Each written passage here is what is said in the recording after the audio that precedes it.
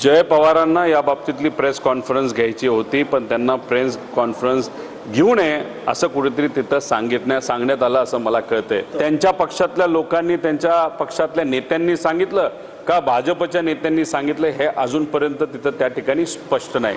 माहिती पाहिजे की नक्की काय झालं। मला माहिती आहे तुम्ही सगळे माझ्या पत्रकार परिषदेसाठी थांबलेले आहेत, ते पुढच्या आठवड्यात होणार आहे आणि त्या पत्रकार परिषदेत मी जे काय माझ्या मनातलं आहे आणि जे काय माहिती आहे मी तिथं तुम्हाला सगळ्यांना देईल। आम्ही विचारपूर्वक हा निर्णय घेतला सगळ्यांनी आणि दबाव आमच्यावरती कोणाचाच नाहीये। Bureau report HN network.